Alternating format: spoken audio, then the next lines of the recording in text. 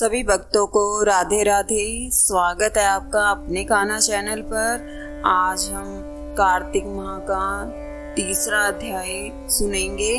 Radhe Radhe. Video पसंद आए तो प्लीज लाइक शेयर सब्सक्राइब जरूर कीजिएगा। तीसरे अध्याय में सत्यभामा जी श्री कृष्ण भगवान से पूछ रहे हैं। कार्तिक मास के तीसरे अध्याय में सत्यभामा जी श्री कृष्ण भगवान से पूछ रहे हैं, कार्तिक मास और एकादशी तिथि आपको इतनी प्रिय क्यों है?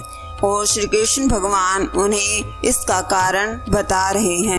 श्री कृष्ण भगवान के चरणों में शीश झुकाओ, श्रद्धा भाव से पूजो हरि, मन वांछित फल पाओ। सत्यभामा ने कहा, हे प्रभु, आप तो सभी कालों में व्यापक हैं और सभी काल आपके आगे एक समान हैं। फिर यह कार्तिक मास ही सभी मासों में श्रेष्ठ क्यों है? आप सब तिथियों में एकादशी और सभी मासों में कार्तिक को ही अपना प्रिय क्यों कहते हैं? इसका कारण बताएं। श्री कृष्ण भगवान ने कहा, हे भामिनी, तुमने बहुत अच्छा प्रश्न किया है।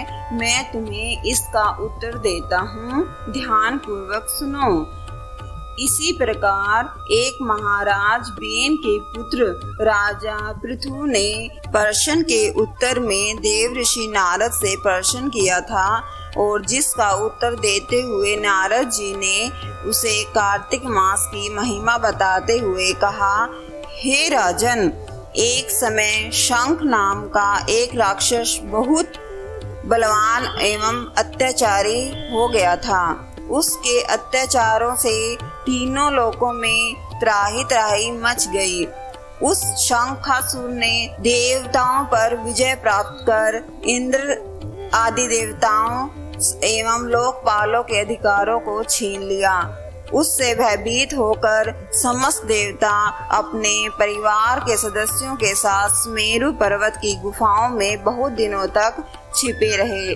तत्पश्चात वे निश्चिंत होकर सुमेरु पर्वत की गुफा रहने लगे।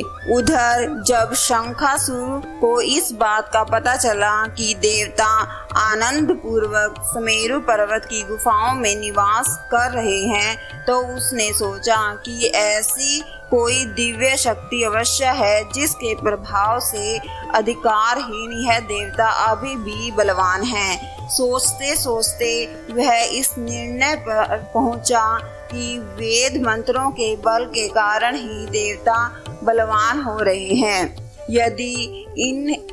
यदि इनसे वेद छीन लिए जाएं तो वे बलहीन हो जाएंगे। ऐसा विचार कर शंखासुर ब्रह्मा जी के सत्यलोक में शीघ्र ही वेदों को हर लाया। उसके द्वारा ले जाए जाते हुए भय से उसके चुंगल से निकलकर भागे और जल में समा गए। शंखासुर ने वेद मंत्रों तथा बीज मंत्रों को ढूंढते हुए सागर में प्रवेश किया, परंतु न तो उसको वेद मंत्र मिले और न ही बीज मंत्र मिले।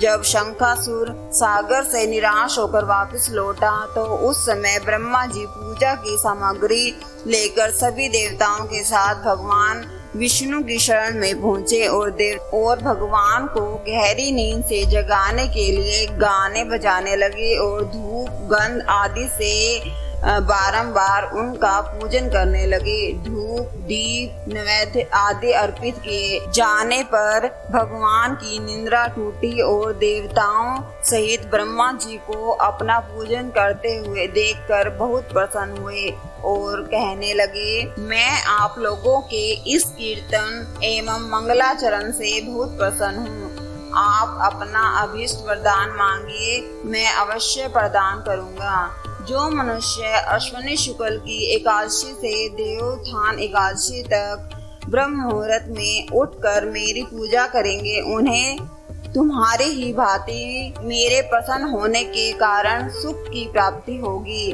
आप लोग जो अर्घ्य आचमन और जल आदि सामग्री मेरे लिए लाए हैं, वे अनंत गुणों वाली होकर आपका कल्याण करेगी। शंखासुर द्वारा हारे गए संपूर्ण वेद जल में स्थित हैं। मैं सागर पुत्र शंखासुर का वध करके उन वेदों को अभी लाए देता हूँ।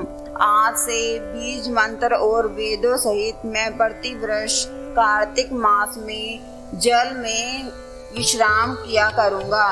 जब मैं मत्स्य का रूप धारण करके जल में जाता हूँ, तुम सब देवता भी मुनीश्वर सहित मेरे साथ जल में आओ। इस कार्तिक मास में जो श्रेष्ठ मनुष्य प्रातः काल स्नान करते हैं, वे सब यज्ञ के अवभृत स्नान द्वारा भली भांति नहा लेते हैं। देवेंद्र, कार्तिक मास में व्रत करने वालों को सब प्रकार से धन, पुत्र पुत्री आदि देते रहना और उनकी सभी आपत्तियों से रक्षा करना।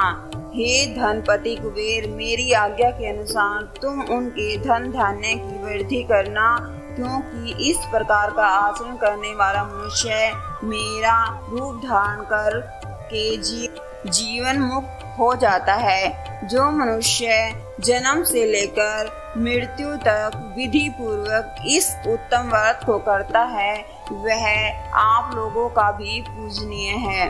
कार्तिक शुक्ल पक्ष की एकादशी तिथि को तुम लोगों ने मुझे जगाया है, इसलिए इस तिथि मेरे लिए अत्यंत प्रीतिदायिनी और माननीय है। हे देवताओं, यह दोनों व्रत नियमपूर्वक करने से मनुष्य मेरा सानिध्य प्राप्त कर लेते हैं। इस व्रत को करने से जो फल मिलता है, वह अन्य किसी व्रत से नहीं मिलता। अतः प्रत्येक मनुष्य को सुखी और निरोग रहने के लिए कार्तिक महात्म्य और एकादशी की कथा सुनते हुए उपयुक्त नियमों का पालन करना चाहिए। राधे राधे। ओम नमो भगवते वासुदेवाय।